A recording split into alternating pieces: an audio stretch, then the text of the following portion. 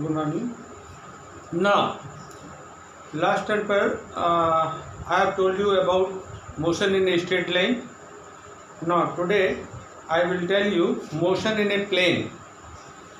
And what is the difference between the motion in a straight line, motion in a plane, or motion in space also? Clear? So first, in case of the motion in a plane, you can take motion to and fro from this side to this side, A to B or B to A. Clear? And if you go A to B, then you can show that positive, and if you go B to A, then it is your negative. In this way you can represent motion in a straight line. Now suppose that we take a plane. Suppose that इस plane पे move कर, तो always remember to clear the motion in a plane, we divide a plane into 4 equal parts with the help of 2 straight lines. Clear? Where 2 straight lines intersect, they are known as origin, and these lines are known as x, x dash, y, y dash. Clear? Just इसके आगे चलेंगे. If suppose that motion in the space, then what happens? So in this case, how can you see that how many directions may be possible? There are many directions particular. Clear? Then if on the x-axis, the positive x-axis, negative x-axis, positive y-axis, negative y-axis. But suppose that a particle goes in this direction, then you will represent by an angle. Clear? Therefore, we can take the many directions in that motion in a plane. Similarly, in the case of the motion in a space, तो in that case, अभी आगे इसमें आगे चलेंगे तो बताएंगे 3 dimensional coordinate system like this one. तो x, y and z. Clear? तो अब इस केस में देखेंगे तो प्लस एक्स माइनस एक्स है ना, इधर हो जाएगा प्लस जेड, नीचे चले जाएंगे तो हो जाएगा माइनस जेड, इधर है प्लस वाई, इधर चले जाएंगे तो हो जाएगा minus Y. Clear? After that कहीं बीच में किधर से किधर जाना है, there will be many directions. Clear? Therefore it is necessary to specify the particular physical quantity. Therefore we read, and also I have told you, in case of the classification of the quantity on the basis of the magnitude and direction, quantity are 2 types. One is known as scalar. First is known as scalar quantity. Scalar quantity, those quantities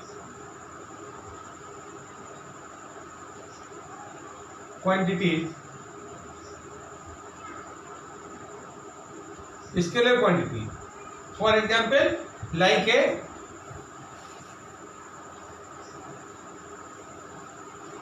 mass, density, time, etc. There are many physical quantities which are necessary to represent those quantities only the magnitude, not a direction. They are called as scalar quantity. Clear? And other quantities which have magnitude with direction, vector quantities.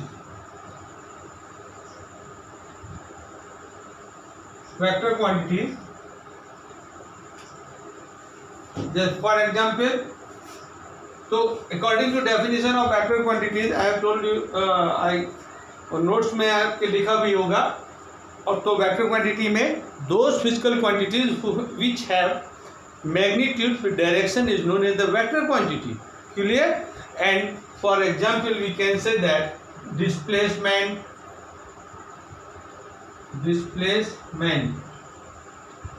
velocity, acceleration, force, etc. There are many physical quantities known as the vector quantities. Clear? Now, अब vector quantity को पढ़ने में तो आप इस तरह से देखेंगे, लेकिन how can you represent a vector quantity, this is the main problem. तो सबसे पहले इस टॉपिक वेक्टर्स के केस में सबसे पहले आता है representation of a vector.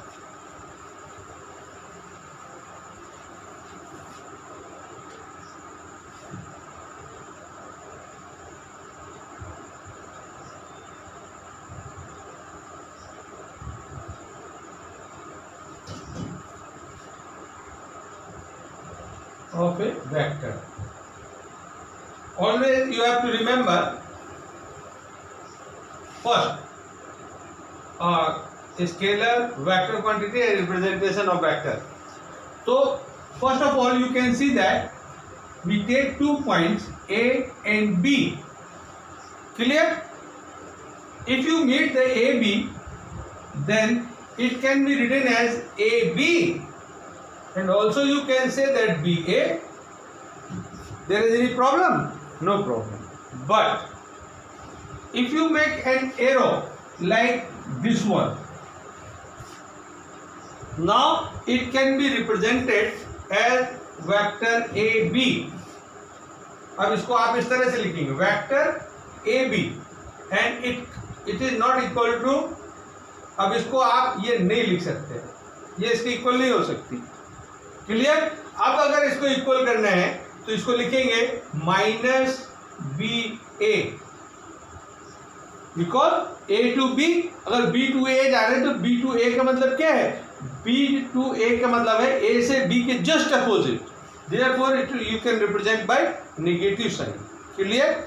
Now therefore we can say that a vector can represented by an arrow and this part is called as head and this part is called as tail, head and tail. Clear? And length of arrow represented magnitude like this one, it is called magnitude of vector AB, and also it is called as modulus of vector AB. Clear? And it will be equal to AB. ठीक ना? तो ये तो magnet, इसको पढ़ने की जो technique है उसको जो पढ़ते हैं तो इसको पढ़ने के लिए शॉर्ट फॉर्म में यूज करते हैं मॉड ऑफ AB। ये पढ़ने की टेक्निक है, ठीक है, लेकिन लिखने में इसका फुल फॉर्म होता है मॉडुलस ऑफ AB और मैग्नीट्यूड ऑफ AB, और ये होती है केवल AB। This now second thing is direction. तो for representing the direction one notation it is known as vector AB cap. इसको बोलते हैं, this is the unit vector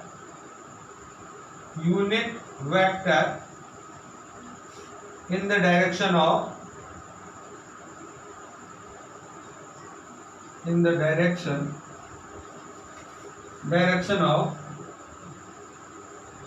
vector AB। AB की डायरेक्शन में यूनिट वेक्टर मीन्स इसका magnitude only 1 होता है। Always remember, अगर कहीं भी आपको ये यूनिट वेक्टर लिखा हुआ है ये और इसका मैग्नीट्यूड देखेंगे तो 1 आएगा, ठीक है, केवल इसमें डायरेक्शन होती है। और इसको पढ़ने की जो टेक्निक है वो पढ़ते हैं AB कैप। जहां कहीं भी अगर साइन कैप का लगा हुआ है इसका मतलब that is your unit vector. Clear? In this way now अब वेक्टर को रिप्रेजेंट करने, जैसे इस केस में है यहाँ पर इसको हम रिप्रेजेंट कर रहे हैं, तो रिप्रेजेंट करने के लिए कितनी दो चीजें हैं, वेक्टर AB, इसका मतलब क्या हो गया mod of AB and direction of AB। Clear? अब अगर बाय द वे आपको डायरेक्शन निकालनी हो तो हम कैसे निकाल सकते हैं? तो इसको लिख सकते हैं AB cap equal to vector AB upon mod of vector AB। इस तरह से भी लिखा जा सकता है। इसको एग्जाम्पल से आप समझ सकते हो। जैसे फॉर एग्जाम्पल सपोज दैट ये तो हमने दे दिया, इसको बनाने के पहले वेक्टर सॉल्व करने के लिए आप सबसे पहले इसमें डायरेक्शन बनाएंगे, north, south, east, west. Clear? Suppose that a quantity is given displacement S equal to 5 kilometre east, 5 kilometre east. It is a vector quantity because in this case both are magnitude and also this one. Now if it is s, then अगर आपको केवल modulus लेना है, इसका magnitude कितना है 5 kilometre, तो यहां पर आ जाएगा mod of s, it is equal to 5 kilometre. Clear?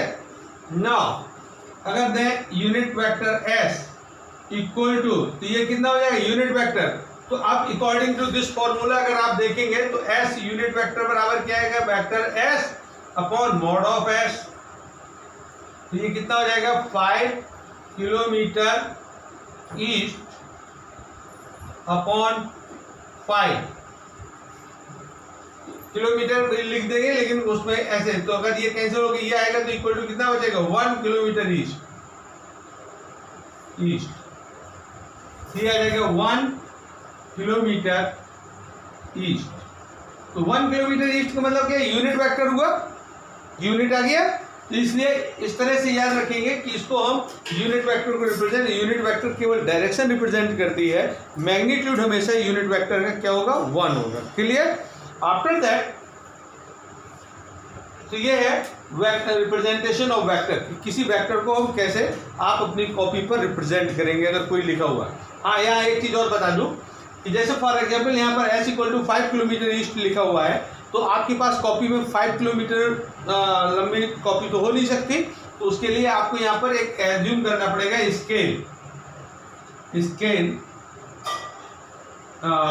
Late 1 kilometre equal to 1 centimetre. Clear? Then your vector s convert into 5 centimetre east. Direction नहीं चेंज करेंगे, डायरेक्शन इस तरह से बना के आप उसी डायरेक्शन में ले जाएंगे। क्लियर? नाउ, तो this is the representation of vector. After that, types of vector.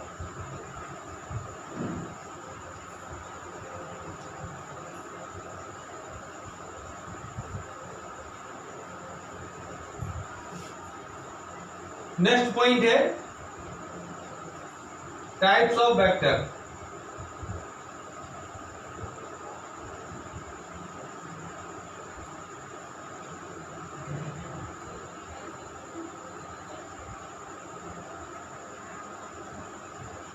तो टाइप्स ऑफ वेक्टर में there are many type of vectors, I have also given in your notes, और उसमें आएगा सबसे पहले पोजीशन वेक्टर।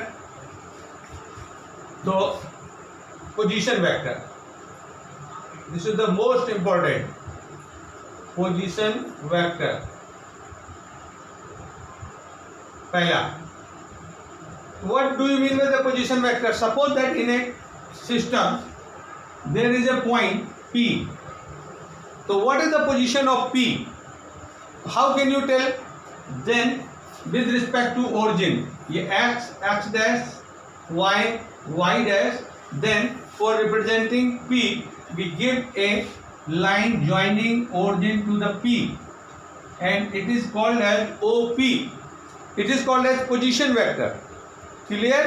तो position vector means हुआ the position vector of a point,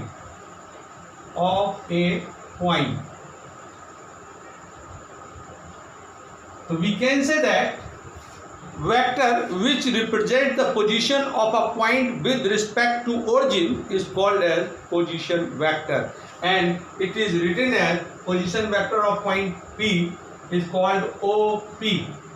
this is your position vector, position vector of point P. It is equal to OP. Clear? ये आएगा OP.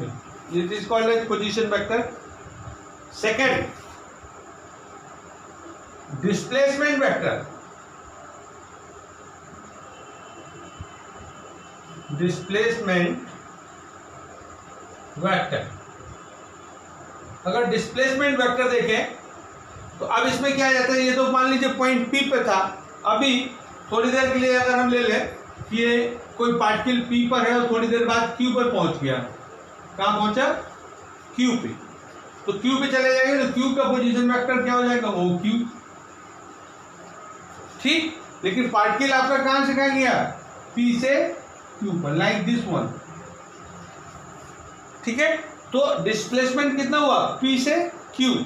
लेकिन जब वेक्टर फॉर्म में जब लिखेंगे तो ये देखिए एक ट्राइंगल फॉर्म हो रहा है, clear. Therefore we can say that PQ, vector PQ will be equal to, P से पहले आपको O पर आना पड़ेगा, फिर प्लस O से Q पर जाना पड़ेगा। P से पहले O पे, O से Q, अगर पोजीशन वेक्टर के पोजीशन के अकॉर्डिंग चले तो डिस्प्लेसमेंट वेक्टर निकालना है। तो वी नो दैट, अभी इससे पहले आपको बताया था कि PO, vector PO can be represented in minus vector OP, क्योंकि पोजीशन वेक्टर P का कितना है, OP, पोजीशन वेक्टर Q क्या है, OQ। Therefore displacement vector PQ will be equal to minus OP plus OQ। And also we can say that displacement vector PQ equal to position vector of Q minus position vector of P। ये formula हमेशा आपको याद रखना है। अगर displacement vector, अगर आपसे कहा जाता है कोई पार्टिकल है P से Q पर जा रहा है और अगर आपको PQ डिस्प्लेसमेंट वेक्टर निकालना है, तो always remember position vector of Q minus position vector of P, then you will get displacement vector। Clear, always remember. ये कई कैलकुलेशन आपको करनी पड़ेगी, आपको कहीं वर्क डन पूछ दिया तो वर्क डन में फोर्स गिवन होगा, डिस्प्लेसमेंट निकालना होगा, तो क्वेश्चन में गिवन हो पॉइंट दिए होंगे कि कोई फोर्स अप्लाई करने के बाद इस पॉइंट से इस पॉइंट तक हम इसको ले गए, तो पहले उस पॉइंट से उस पॉइंट तक के क्या करना है, डिस्प्लेसमेंट निकालना है। तो वेक्टर फॉर्म में जब निकालेंगे तो position vector of second point minus position vector of first point, always remember ये फॉर्मूला, ठीक है। After that polar vector, what do mean with the polar vector,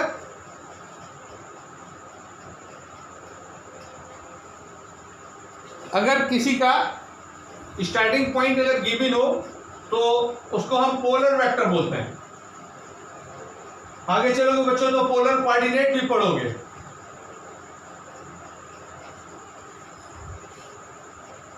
अगर पोलर वेक्टर थर्ड पॉइंट, इनकी definition हमने आपको दे रखी है। पोलर वेक्टर, नेक्स्ट दिया है एक्सियल वेक्टर,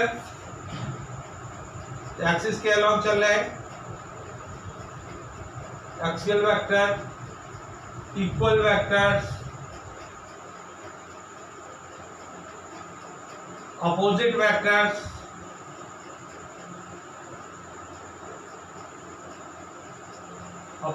वेक्टर्स, और मोस्ट इंपॉर्टेंट है that is your unit vector. हमें पीछे भी डिस्कस कर गए यूनिट वेक्टर को। यूनिट वेक्टर ऑलवेज रिमेंबर, जैसे ये लिखा हुआ है यूनिट वेक्टर ए, इसका मतलब इसका मैग्नीट्यूड निकालेंगे तो कितना मिलेगा 1, ठीक है। केवल इसमें डायरेक्शन के जो गिवन होगी वेक्टर की उसी डायरेक्शन में दिया होगा। इसके बाद जो और इम्पोर्टेंट है वो है zero vector.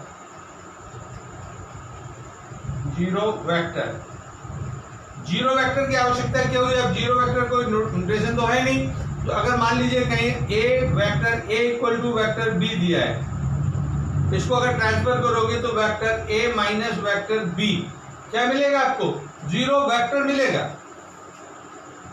Zero vector means होता है इसका मैग्नीट्यूड तो जीरो होता है लेकिन डायरेक्शन इनडेफिनेट है, कोई निश्चित नहीं है, आर्बिट्रेरी कोई भी डायरेक्शन में हो सकता है। इसके बाद और इसकी यूज केवल यहीं पर है, ये किसी वेक्टर को जीरो से मल्टीप्लाई करेंगे तो जीरो हो जाएगा, जीरो प्लस करेंगे माइनस करेंगे कोई फर्क नहीं पड़ेगा, बाकी की प्रॉपर्टी सेम है। लेकिन ये यूज होता है सिर्फ ऐसी जगह में कि अगर vector A equal to vector B हो तो vector A minus vector B is known as the zero vector. Clear. इसके बाद बहुत से फिक्स्ड वेक्टर हमने आपको लिख के दिए हुए हैं, उनको आप पढ़िएगा, ठीक है। और कोलिनियर वेक्टर, अगर कोलिनियर वेक्टर मीन्स होता है अगर एक ही लाइन में गिवन हो, that is your called as collinear vector. Coplanar vector एक ही प्लेन में हो तो ये कोप्लेनर वेक्टर्स हो जाएंगे। क्लियर। और इसके बाद फिर हम लोग आ जाएंगे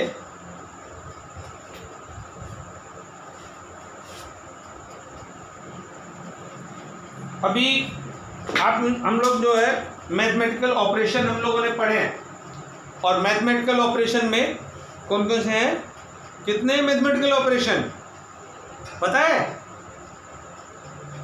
मैथमेटिकल ऑपरेशन केवल 4 होते हैं, addition, subtraction, multiplication and division. इसके अलावा 5वां नहीं है कोई, ऑलवेज रिमेंबर। तो इन दिस केस ये तो था, इसमें क्या करेंगे, एडिशन। अब ये आपको फिर से पढ़ना पड़ेगा, क्यों? क्योंकि अभी तक आपने जो पढ़ा है वो एडिशन, मल्टीप्लिकेशन या डिवीजन और सब्ट्रैक्शन ये काय में पढ़ा था, अर्थमेटिक में पढ़ा है या एल्जेब्रिक पढ़ा है, इसके अलावा तो पढ़ा नहीं है। यहाँ पर आपको पता है वेक्टर में भी पढ़ना होता है।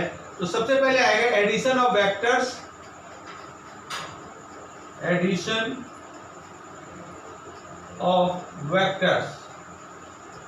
चूंकि ये उस तरह से ऐड नहीं होते इसलिए इसको एक दूसरा बोलते हैं composition of vector, composition of vector. और इसके कुछ रूल्स हैं, इसके कुछ रूल्स हैं। First, known as law of triangle.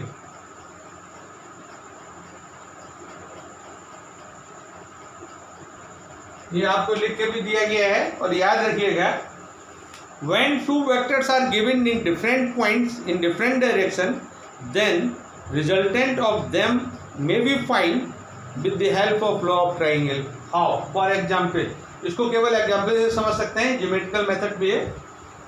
तो इसके 2 तरीके होते हैं, एक होता है ज्योमेट्रिकल, एक होता है एनालिटिकल। तो पहले ज्योमेट्रिकल मेथड पर आते हैं। Geometrical method,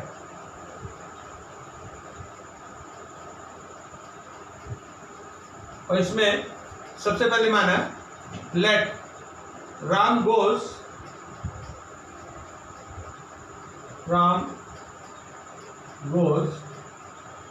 5 kilometre east, after that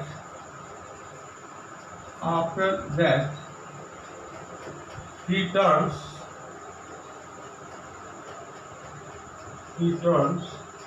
at 60 degree north from east, 60 degree north from east, and move 4 kilometre.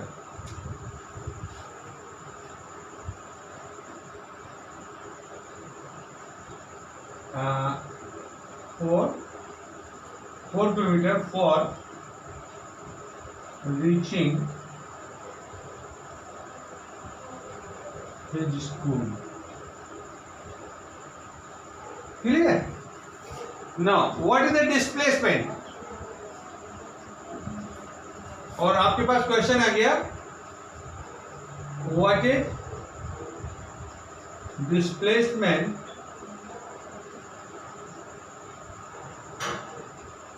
Of Ram. Clear? तो अब इसमें देखिए, first of all what will you add according to geometrically. तो इसमें क्या करना है, सबसे पहले आप क्या करेंगे, डायरेक्शन फॉर्म करेंगे, like this one, north, south, east, west। Clear? इसके बाद फिर आप स्केल एज्यूम करेंगे, scale 1 kilometer equal to 1 centimeter. Clear? Now first vector your A. So according to question, first vector is 5 kilometer east. 5 kilometer east are equal to 5 centimeter east. ठीक, तो जब 5 kilometre east है तो ये तो हमने क्या किया, लिख लिया. अब इसे रिप्रेजेंट करना है, तो रिप्रेजेंट करने के लिए क्या करेंगे, ईस्ट डायरेक्शन आपकी इधर जा रही है तो ईस्ट डायरेक्शन में आप ये 5 सेंटीमीटर रेखा खींच देंगे. ये हो गया आपका वेक्टर ए. ठीक है. आफ्टर दैट वेक्टर बी, अब जो वहां पहुंच जाएगा उसके बाद वो टर्न लेता है. टर्न कितना जा रहा है, 60 डिग्री टुवर्ड नॉर्थ. तो ईस्ट में जा रहा है तो नॉर्थ की तरफ मुड़ना है, तो यहाँ से ये एंगल फॉर्म करेगा. तो आपको यहाँ अलग अगर बनाएंगे तो अलग आप ऐसे बना सकते हैं, ये लाइक दिस वन, और यहाँ से ये 60 डिग्री पे चला जाएगा 4 किलोमीटर. ये अगर अलग बनाना है तो वेक्टर बी, और ऊपर लिख भी देंगे vector B equal to 4 kilometre at 60 degree north due east. Clear. तो अब ये तो आपको अलग अलग वेक्टर से रिप्रेजेंट कर दिया. Now we want to resultant. क्यों? क्योंकि अगर मान लीजिए वो जा रहे हैं, इधर जाएगा फिर इधर जाएगा तो पहुंचेगा, वो हमको निकालना. डिस्प्लेसमेंट, और डिस्प्लेसमेंट होता है इनिशियल एंड फाइनल पॉइंट्स की minimum distance. Clear. With direction. Therefore for it क्या करना होगा, इन दोनों को कंबाइन करना है. तो कंबाइन करने के लिए पहले क्या करना है, गिवन डायरेक्शन में आप ए को ड्रॉ कर लीजिए, वेक्टर ए. ठीक. अब यहां से जो 60 डिग्री टर्न करता है तो यहां से आप इसको आगे ले जाएंगे, डॉटेड ले जाइए, और यहां से 60 डिग्री एंगल मेजर करिए और आप चले जाएंगे 4. It is your vector B. ठीक. नाउ ये 60 डिग्री हो गया, और यहां से तो ज्वाइनिंग लाइन या joining vector, the tail of first and head of second is called the resultant vector like this one. This one, it is called vector R. It will be equal to vector A plus vector B. Clear? Now measure by the scale and suppose that something length there, and you can give the answer. Answer कैसे लिखेंगे, और ये angle measure कर लेंगे with the help of compass. ठीक है. अब इसको क्या करना है, तो vector resultant vector R equal to, इसको नाम देते हैं अगर ओ पी क्यू. ठीक है. तो रिजल्टेंट वेक्टर कितना हो गया, ओ क्यू. ठीक. At 5 degree due east. In this way you can find the resultant. Clear. This is called as geometrical method. ठीक है. Now we comes on the analytical method.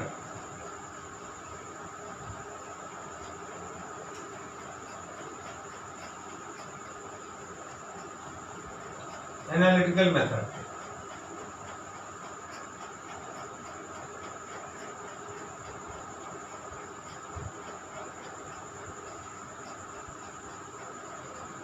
Analytical method में क्या है, बाकी सब कम सेम करना है आपको, यहाँ भी सेम करना है. लेकिन अगर देखिए एनालिटिकल मेथड के लिए इसको हम ए और बी के टर्म्स में लेके चल रहे हैं. यहाँ से ये परपेंडिकुलर ड्रॉ कर दीजिए, ये मान लीजिए पॉइंट एन पर आता है. ठीक. तो एनालिटिकल मेथड में सबसे पहले right angle triangle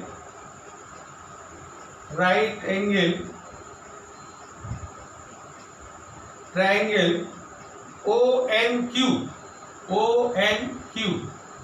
by Pythagoras theorem, OQ square equal to ON square plus QN square. हमें PN और QN मालूम नहीं है, तो you can take the in triangle PNQ. in triangle PNQ, cos sin 60 degree equal to QN upon PQ. Clear? Or PQ is a vector B. Therefore, we can say that vector B sin 60 it is equal to QN. ठीक, तो यहाँ पर sign 60 जगह theta भी ले सकते हैं, theta ले लीजिए, थीटा, ठीक, तो QN इक्वल टू ये है. Similarly cos theta equal to PN upon PQ, PN upon PQ. Again we can say that PN equal to B cos theta. तो PN और QN की ये वैल्यू हम यहाँ यूज करेंगे. कैसे?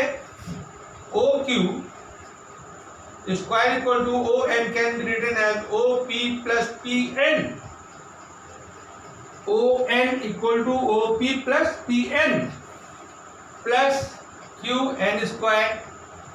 Open this one, then OQ square equal to OP square plus twice OP into PN plus PN square plus QN square, and OQ means R resultant. और जब इसमें स्क्वायर होता है तो हम एरो नहीं लगाते, ऑलवेज रिमेंबर. तो OP स्क्वायर क्या हो गया? A स्क्वायर प्लस 2OP का मतलब A, PN क्या रखा हुआ है? B cos theta. नीचे देखिए B cos theta plus PN B square cos square theta plus QN ये रखा हुआ है B square sin square theta. अब इसको देखिए ध्यान से, A square plus 2AB cos theta plus B square taking common, then inside will be cos square theta plus sin square theta, and it is equal to, you know that, 1. Therefore R square, it can be written as R equal to under root A square plus B square plus 2AB cos of theta. In this way we can find the resultant by analytical method, and also in this case you can put values A and B. A means 5, B means 4, theta means 60 degree, and find out the answer. Now with the help of this relation we can find the only magnitude of the resultant. Clear? While in case of the vector quantity with magnitude will be direction. So for direction always we take in the same triangle, in same right angle triangle ONQ, tan, suppose that this angle is phi, then tan phi equal to QN upon ON, and ON can be break into two parts, QN upon OP plus PN. Now you can put the value tan phi equal to B sin theta upon A plus B cos theta. इसमें अगर आप arrow न भी लगाएं तो कोई problem नहीं, like this one direction है, इससे आप ये डायरेक्शन निकाल लेंगे. Clear? In this way this is known as law of triangle, and always remember you can apply the law of triangle only those places when two vectors are given at different points in different direction. Clear? If they are given at a point, then you cannot apply the law of triangle. You have to apply next one, and that is known as law of parallelogram.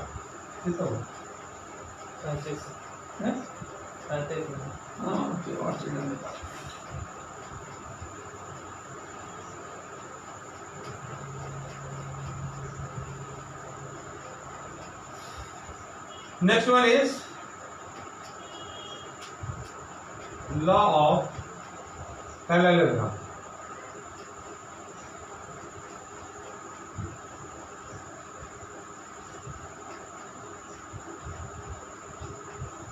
तो In this case, law of parallelogram also, this is the method for finding the resultant of two given vectors, but difference when two vectors are given at a point, when two vectors are given at a point in different direction, then we can find the resultant by law of triangle. And also the statements are different way, different languages are given. जैसे adjacent side, the two vectors are represented by the adjacent side of parallelogram, then the resultant will be the diagonal of that parallelogram which passes through that point. Clear? And also, so इसमें main difference you have to remember between law of triangle and law of parallelogram. When two vectors are given different points in different direction, then you have to apply law of triangle. If two vectors are given at a point in different direction, then you have applied law of parallelogram. For example, इसके ढेर सारे examples हैं. जैसे आप cycle से जा रहे हैं, आप साइकिल से इधर जा रहे हैं और मान लीजिए इधर से इधर आंधी आ गई, ठीक है, तो क्या आप अपनी डायरेक्शन में चलते चले जाओगे कि आंधी की डायरेक्शन मोड़ जाओगे? न उस डायरेक्शन मोड़ोगे और ना आप इस डायरेक्शन में किधर जाओगे, दोनों के रिजल्टेंट की डायरेक्शन में. Because upon you there are two forces are applied in different direction. तो पॉइंट तो एक ही है ना, आप ही तो हैं. हम ये फोर्स लगा रहे हैं इधर जाने के लिए और हमारे पे एयर फोर्स लगा रही है इधर जाने के लिए, तो हम किधर जाएंगे? तो always you have to remember you will go in the resultant of them like this one. अब इसके लिए देखिए सबसे पहले लॉ ऑफ पैरेललोग्राम को समझ लीजिए. Suppose that there is a point given two vectors at an angle theta, vector A and vector B. Clear? So we formed a parallelogram with the help of these two vectors like this one, and this parallelogram have the two diagonals, one and second. तो आगे चल के अभी आपको बताएंगे कि second diagonal represent the difference between two vectors, and those diagonal which passes through that point. जिस point पर ये वेक्टर गिवन है उसी पॉइंट से होकर जो डायगोनल जा रहे हैं, it is your resultant R equal to A plus B. This is your geometrical method. Clear? और नेक्स्ट टर्न पर इसका डिस्कस करेंगे एनालिटिकल मेथड. आज की डेट में इतना ही, बाकी का नेक्स्ट टर्न. Thank you.